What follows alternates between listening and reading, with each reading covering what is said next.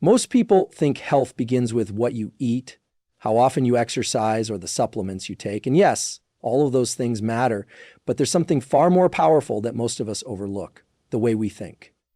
Your thoughts are not just silent whispers in your head, they are chemical instructions to your body. They don't just influence your mood, they change your biology. If you're constantly in a state of anxiety, self-doubt, or pressure, your brain interprets that as a threat, and your body follows. Cortisol rises, inflammation increases, your heart rate shifts, digestion slows down, even your immune system starts to dial back because your body is now prioritizing survival, not healing. That's not some abstract idea. That's real-time communication between your mind and your biology. You can be eating all the right foods, taking every supplement under the sun, and still feel drained, bloated, or in pain because your internal dialogue is triggering a stress response that overrides everything else. Now think about this. If negative thoughts can create physical disease, what do you think empowering, focused, and emotionally regulated thoughts can do? They can optimize your immune function. They can balance your hormones. They can improve your heart rate variability, your sleep, and even how quickly your body recovers from injury. Your mind is sending messages 24 hours a day, and the body listens every time.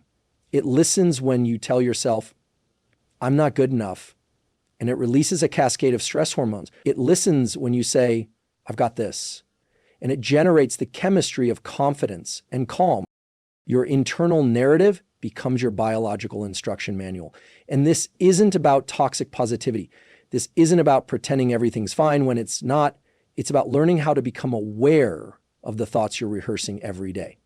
Because most people are unconsciously running scripts they didn't even write. Scripts they inherited from childhood, past failures, or environments that taught them to expect pain, not healing. But when you bring awareness to your thoughts, you give yourself the power to choose. And when you choose new thoughts, intentional ones, you change your chemistry. Neural circuits rewire, hormonal profiles shift, cellular repair accelerates. The science is very clear on this. You're not just thinking, you're directing your body with every thought. So the question becomes, what story are you telling your body? Is it a story of fear and breakdown or one of resilience and growth? This is where natural health really begins, not with a pill or a diet, but with the decision to take ownership of your internal world. Because the moment you shift your thinking, even slightly, you start to shift your biology. And when that happens, you're not just surviving, you're unlocking the full potential of your mind-body connection. We often try to outthink our emotions. We tell ourselves to just get over it, to stay strong, to keep moving forward. But the truth is, the body never forgets what the mind tries to ignore. Unresolved grief, unspoken anger, suppressed fear, these aren't just emotional experiences, they're physical ones. And when we don't process them, the body stores them like unfinished business. That chronic tension in your shoulders, that tightness in your chest, that digestive issue that won't seem to go away, often those aren't random, they're patterns, your body's way of holding on to emotional weight that never got a chance to be released. See, your nervous system is designed to respond to emotional pain the same way it responds to physical danger. If something hurts you emotionally, your brain doesn't treat it any differently than a broken bone or a burn. It activates protective mechanisms. And if you don't allow those emotions to be felt and resolved, your system stays on alert. Over time, that creates chronic tension, hormonal imbalances, immune suppression. You start to experience fatigue, pain, or unexplained illness, not because something is wrong with your organs, but because your body is still fighting an emotional battle you never consciously acknowledged. And I want to be clear, this isn't your fault. Most of us were never taught how to deal with emotions. We were taught to be productive, to be strong, to suppress what's uncomfortable, but the cost of suppression is accumulation. Your body becomes the container for everything your mind can't or won't deal with. And eventually that container overflows. The anxiety becomes unbearable. The back pain becomes constant. The energy crashes become the norm. What we ignore doesn't disappear, it gets stored. Now here's the good news, what's stored can also be released. You don't have to live in a state of emotional backlog. When you begin to tune into your body, really listen, you'll find that it holds incredible wisdom. Sometimes Healing isn't about doing more, it's about becoming still enough to notice what's already there. That pit in your stomach, it might be grief. That tight jaw, it might be unspoken resentment. And when you finally allow yourself to feel it, to name it, to sit with it, you start to shift from protection to integration. And the body responds. This is where true natural healing begins. When the body no longer has to hold what the mind refuses to face, it starts to recalibrate. Inflammation lowers, energy returns, pain lessens, because now your system isn't on guard, it's at peace. And peace, biologically speaking, is the optimal state for regeneration. So if you're looking to boost your health, don't just ask what you're eating or how you're sleeping. Ask what emotions you've left unprocessed, because healing isn't always about adding more. It's often about finally letting go. We tend to think of movement as something we do to burn calories or build strength. But the truth is, movement is far more foundational than that. It's one of the most powerful regulators of your mind. When you move your body, you're not just engaging your muscles, you're influencing your entire nervous system. You're sending a message to your brain that you are safe, that you are capable, and that you're in control. And in a world where many people feel stuck, overwhelmed, or emotionally numb, movement becomes more than just physical activity. It becomes medicine. There's a reason why after a long walk, a run, or even just a few minutes of stretching, your mind feels clearer. That's not just psychological, it's biological. When you move, you stimulate a cascade of neurochemicals that regulate mood, focus, and emotional balance. Dopamine, endorphins, serotonin, these aren't just feel-good hormones. They are the substances your brain uses to stabilize your internal world. And unlike artificial stimulants or medications, the brain creates them in perfect, self-regulated doses when movement becomes a habit. Even 5 to 10 minutes a day can create measurable shifts in how you feel, think, and behave. The real power of movement is in its consistency. You don't need to train like an athlete. You don't need to spend hours in the gym.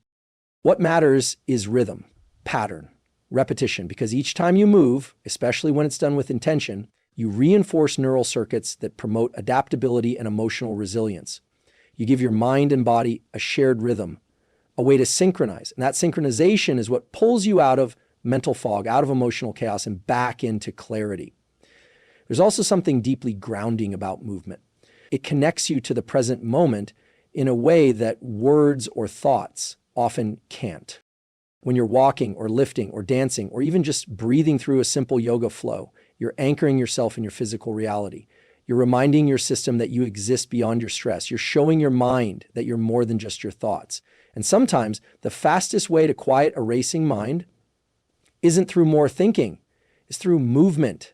So many people feel trapped in cycles of overthinking, anxiety, or depression.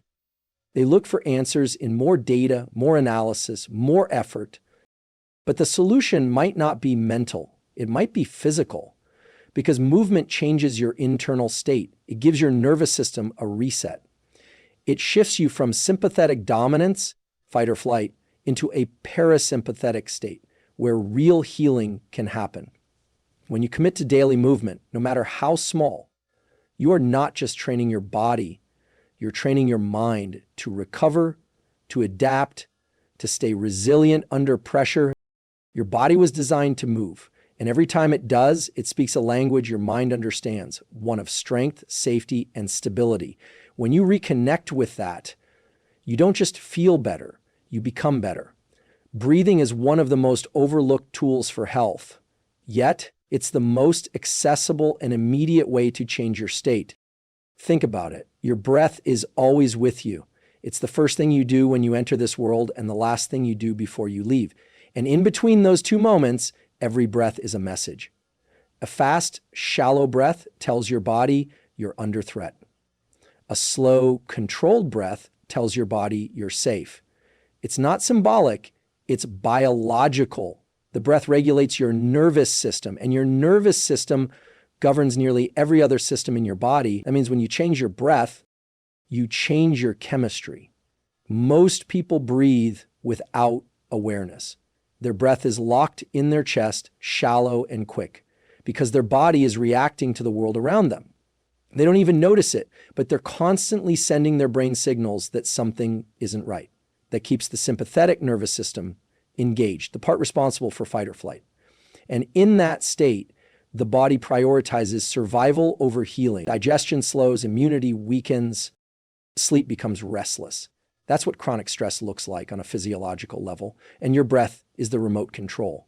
When you start to pay attention to your breath, and more importantly, start using it with intention, you begin to shift that entire internal environment. A long, slow inhale through your nose, followed by an even slower exhale through your mouth, activates the parasympathetic nervous system. That's your body's recovery mode. That's where healing happens. It's where your body digests, detoxifies, and regenerates. And you can access that state in just a few breaths. No equipment, no medication, just your awareness. This is what makes breath work so powerful. It doesn't just calm the mind, it rewires your stress response.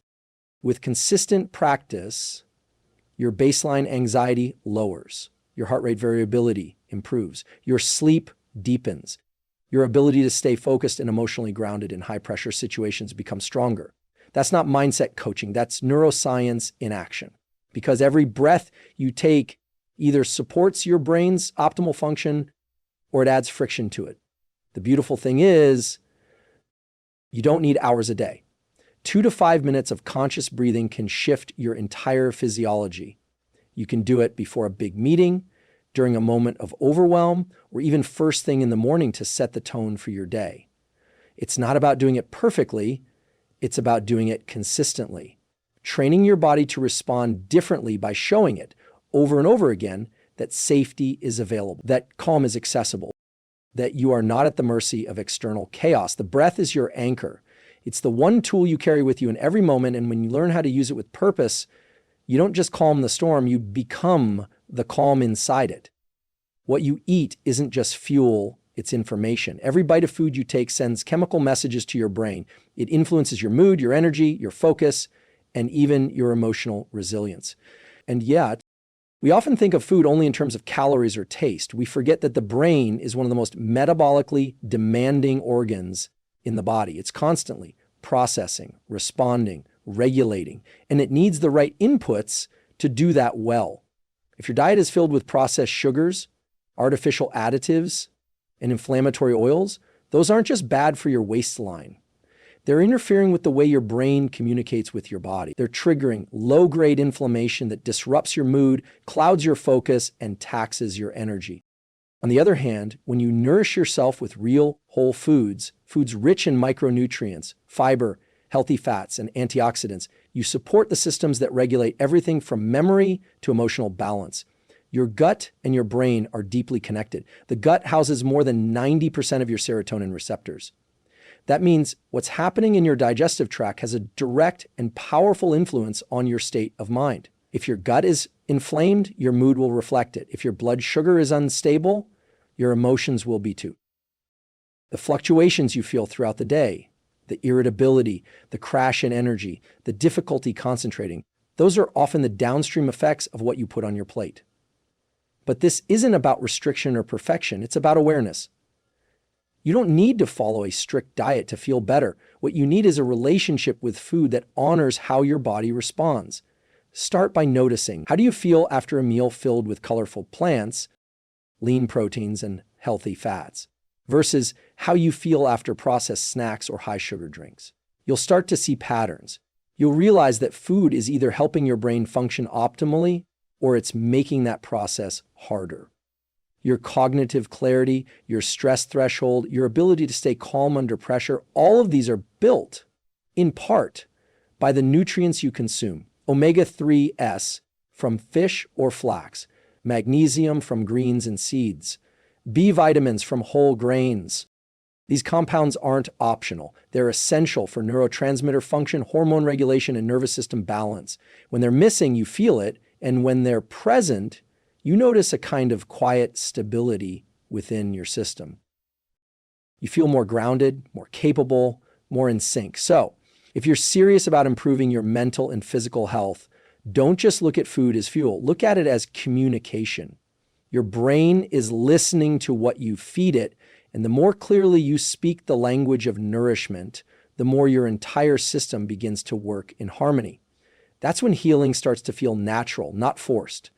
That's when health becomes sustainable, not situational, because you're no longer guessing. You're giving your body exactly what it needs to thrive,